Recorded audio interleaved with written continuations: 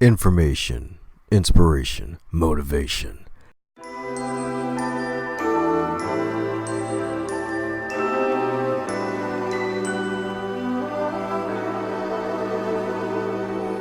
You are now listening to the Going North podcast, where you're going to get all three of those things and more.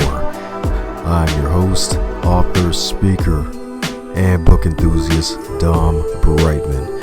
And every week, we're going to be hearing from an author who's going to share their expertise to help you charge forward in life. Now let's get on with the show.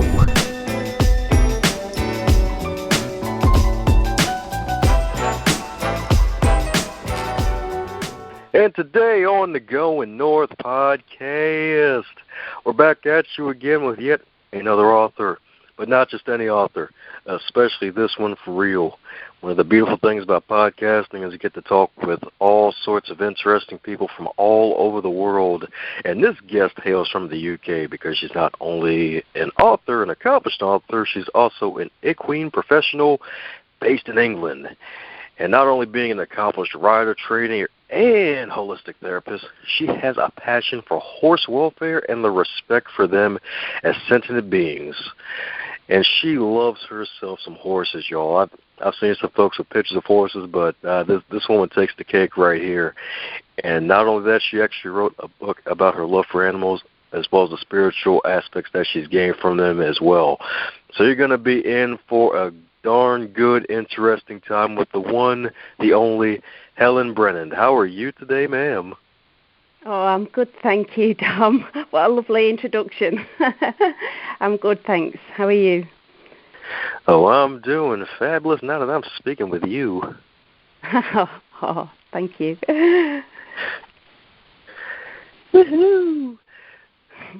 Well, I have to say, you have one heck of an interesting bio, but I'm pretty sure there's some things I may have missed. Do you mind telling us a bit about yourself and how you got interested in horses? Well, first of all, thank you for having us on the show and listening to my story and giving me this opportunity to share what a wonderful experience I had with, and I certainly still have with the horses that I work with and care for.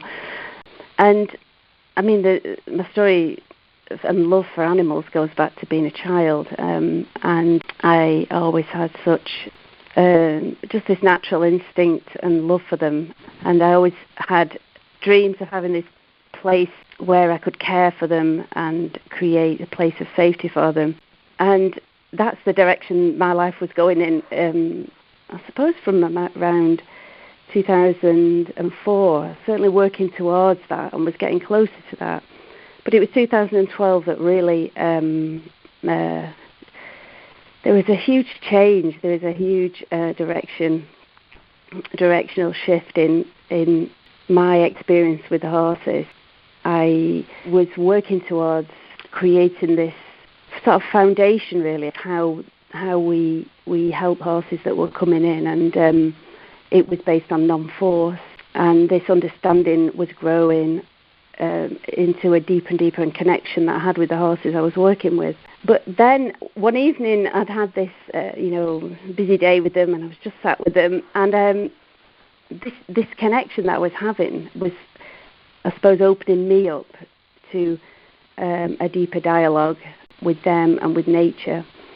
And this one evening I heard that I would have this child that was coming to change lives. And I remember thinking, oh my God, and it had sort of come out of nowhere. And I remember looking around at them, and they were just all stood in this silence, but all their eyes were just looking at me. And then it did happen. I did get pregnant, and but I lost the child. The child, it was quite a tragic time. We were. Oh man. My husband, we were grief-stricken, and the baby was born on the 21st of December in 2012, and the funeral was in the January of the next year. But so I did have these doubts. I thought, I'd heard this, and this child's going to change lives, and And I did have a great faith. I've always had a great faith in God, although I've never been brought up with religion. And I sort of expected my faith to diminish in some way, but it didn't. I don't know, my faith sort of grew at that time. And during this period of grief, when I felt quite separate from the outside world, although I felt such joy for other people, I think I just saw and felt the gratitude for life, and the horses just, I don't know, in that moment where I'd let go of everything because I was just too, I was grief-stricken, we were low, and I wasn't goal setting, I wasn't full of the day-to-day lists of doing and achieving and planning. And I remember going up to the stables one day, looking at them, and they just, if I could have said they'd put the wings around me, that is just how it felt. And I remember thinking, they are trying to show me something. They are trying to give me something that I need, and that's sort of when the healing journey of my experience began. And then there was a friend of mine said, you must, pick up a pen and write.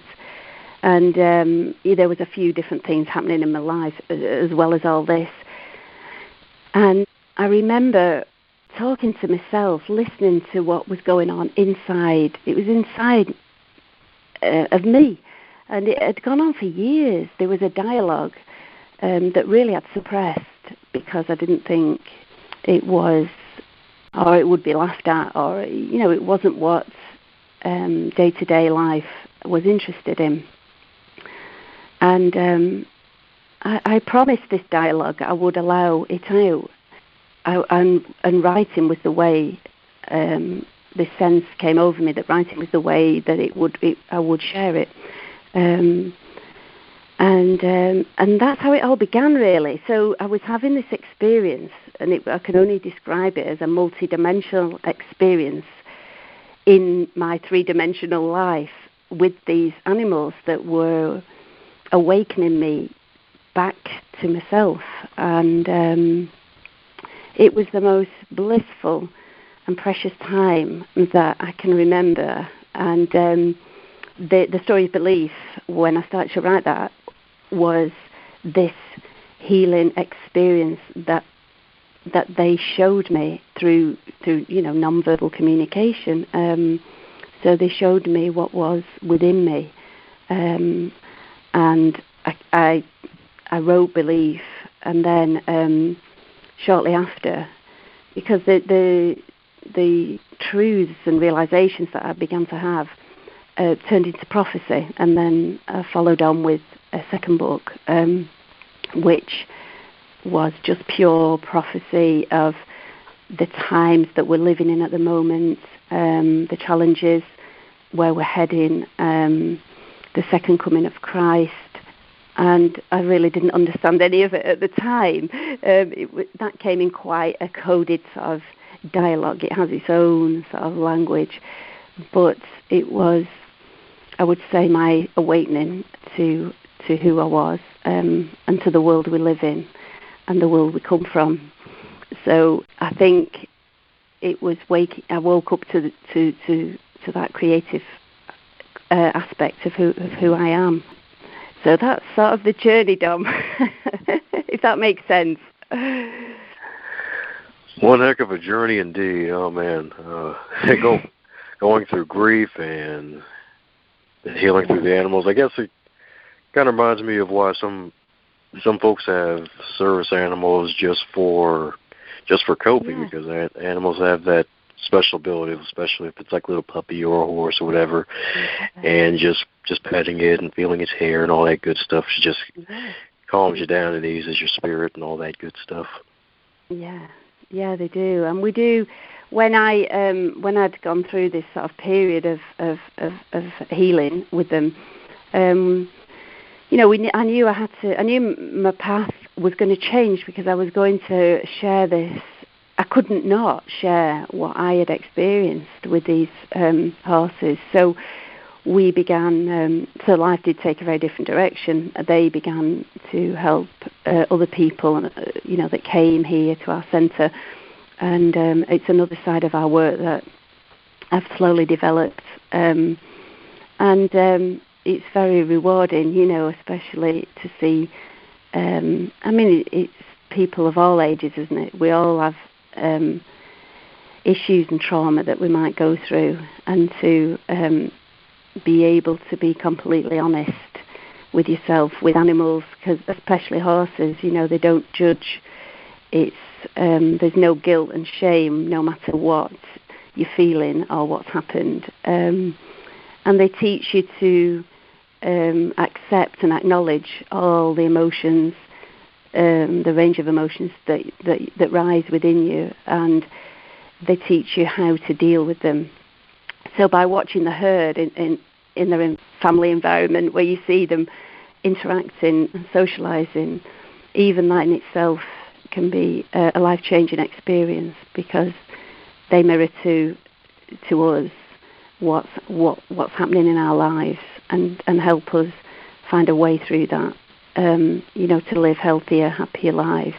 But for me, they don't only show it individually; they show it on the global scale. They've shown me what humanity are doing to themselves, and I think for me, the horses I have are representatives of this greater animal kingdom that are here to try and help humanity look and really see what's happening. Yeah, because global warming is a thing nowadays. It's actually real.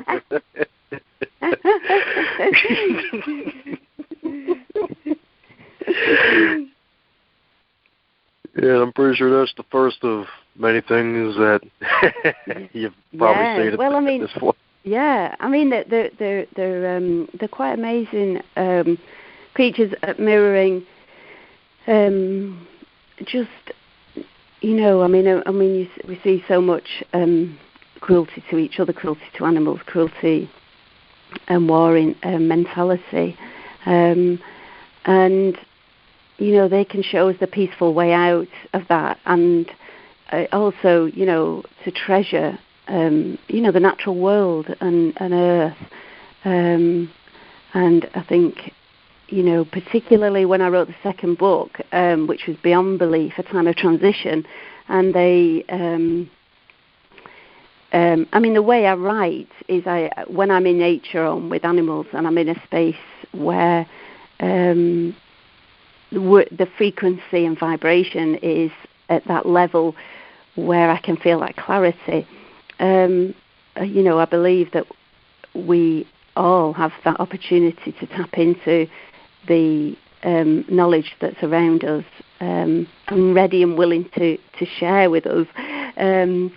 But certainly when I wrote the second book, and I realised just how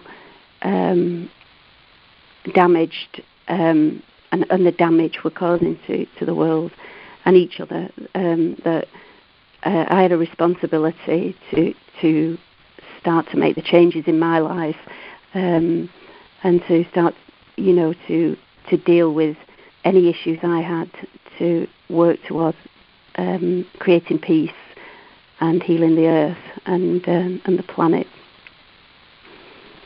Well, that's a beautiful thing indeed. It kind of reminds me, I forgot where I heard this from, but it mentioned that Mother Nature has got us covered. Yeah. Yeah. Yeah, she's an amazing thing. That's right, because moms are tough themselves, too. And Mother Nature's taking a lot of beatings. Yeah. She knows what to do. And she'll send out her messages to us, won't she, to make us listen. And I think she's doing that at the moment. That's right. It may not be through an envelope. It'll probably be through some pony swag, right? Yeah. Yeah. Beautiful indeed. So, with communicating with the animals, were you always an equine professional before 2012, or did it just happen afterwards? No, well, it happened. I've always had horses, and I was very fortunate with the experiences and the people I'd met. So I had quite a lot of experience. But in about 2002, I decided to go into it full time. I'd worked for different companies in previously to that, and then decided to go full time. So I was teaching, and I worked as an assessor in colleges, and but I'd really enjoyed anatomy and physiology, and I'd gone down that route and doing soft tissue therapies, and which led me to doing holistic therapies. And the communication between me and the horses developed through working with horses that had usually behavioural problems or physical issues. And because I was very determined to work with them through nonforce, I mean, a lot of mainstream horse techniques is, there's that aspect of submission, and that, the horse doing something maybe, when I say against its wishes, it's certainly not always working with the practitioner who's working with it. So that for me wasn't really the direction I wanted to go in. So I had to learn new techniques to get into this space where I could work with horses and get to the place where I could understand them, they could understand me, and we could create new relationships and build trust and bonds, and slowly unravel whatever had been done that was causing the problems. So it's been a constant ongoing journey, and it still goes on today, because each horse certainly always brings a new challenge and tests my skills. So I think that'll be a forever onward learning journey. But I think the thing that changed in 2012 was I always thought the work I was doing was helping them, but what I realised was they have got a lot to teach me, and I sort of became the student for quite a while, and we to and fro with that now. I help them, they help me, and the relationships that are created are beautiful, and what they give back to us as humans is the most precious gift. And I think that's one of the things I feel blessed for, is that although we went through a period of grief and tragedy, and we were suffering, that the most amazing door opened to me. This child that came, that obviously we lost, did change lives, because he's changed our whole family's lives. And my daughter, she does the illustrations and poetry in the books. Her life has absolutely transformed, and she's out there doing the things she loves, and she's found the confidence to step out and not be afraid to follow her passions and her dreams. And my husband even's writing. It's become quite the writing theme seems to have taken off. And again, it's all down to this opportunity that arose through a tragedy, really. So yeah, the horse thing has been going on most of my life, but really from early 2000. That it became more of a professional career, as opposed to something that I did for pleasure. Beautiful indeed, beautiful indeed. So from all of your communication with the wonderful horses, what has probably been one of the biggest lessons you learned with your experience with the horses over these past 6+ years? I think the non-force lesson has been the most powerful lesson, using You're not using any kind of equipment and tools to connect with another living being and build a relationship of trust. And that really has led me to finding a way to express myself non-verbally, and it's given me the courage to share what is in with me, the sort of inspiration that is within me in a way. I mean, I share it through word now, and I write books. So that really, I think, is the most amazing experience that I've had. And what I write is shared on so many levels to inspire others to then share their creativity and know that they are creators. We all are, and this world is our modelling clay, and we can all get out there and be whoever we want to be. Very true indeed. Very true indeed. Because I've met a lot of folks who like horses, but I have to say, photo-wise, you're probably the one that loves them the most. Yeah, I think, it is a passion. Obsession, maybe. But I do love them. Yeah, they're worth it. It's a healthy obsession. Everybody's got to have one of those. Yeah. Woo. Well, with writing your book, I'm pretty sure there have been other books that have inspired you to write and complete yours. So mind sharing your favorite book, or if there's multiple, feel free to share as many as you like. Well, I think a book that was a turning point, really, in how I thought, how I used to think, was it was In Life's a Gift by Jill Edwards. And it was just one sentence that said, you are not responsible for anyone else's happiness.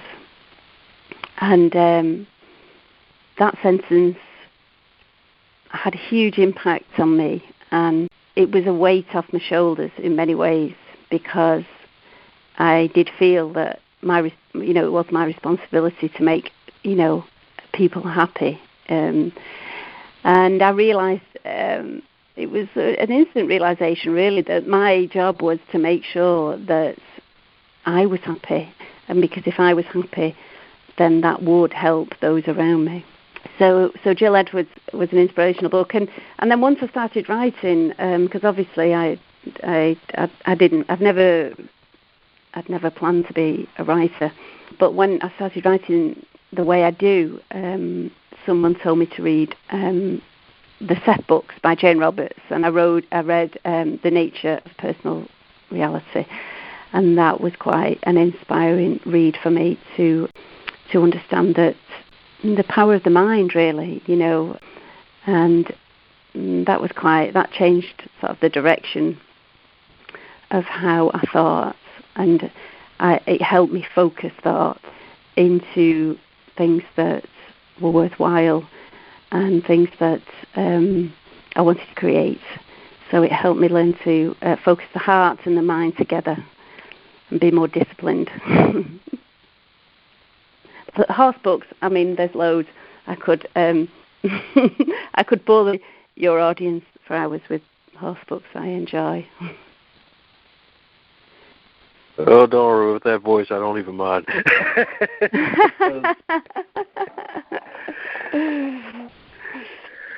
Well, that is awesome indeed. That is awesome indeed. It's always great to actually combine your heart with your writing, especially when it's something that's personal as well, and if you're willing to actually put yourself out there like that, it's a wonderful thing. Yeah, it is. So if you were to wake up tomorrow and you were 25 in the current year of 2018, but you get to keep all of your knowledge and experience, what advice would you give to yourself? I think I tell myself to trust my inner guidance and to listen to that and follow my heart. I think we get steered off that, particularly in those years from your teenage years upwards. So that would be my biggest thing, to listen to that inner voice and follow it, and never have any regrets, because everything that we do, we're learning. It's a learning journey, an experience. So it would be follow my heart. Classic advice right there, classic advice, especially with the field that you're in with the lovely horses. Gotta love it. Yeah. Well, all right, for those who want to keep in touch with you and keep up with all that you're doing, how can we keep in touch with the wonderful Helen? Oh, well, we have the website, which is www.belief444.com. We hope to do a little bit more on that. We're usually out in the fields with the horses, so we're not the most technological. But we hope to get more stories up there for people to read. And then if people want to look at the books or find out what we're doing, we're on Facebook on Helen B Books and Instagram on Helen B Books. And the books are available on Amazon, and the ebooks are worldwide available on all the ebook retailers, through Apple Books and Barnes & Noble and Kobo. So yeah, that's where we are. Beautiful indeed, beautiful indeed. Is there going to be a group photo soon with you, your husband, and the entire stable? Yeah. Yeah, we've all become like group writers now, I think.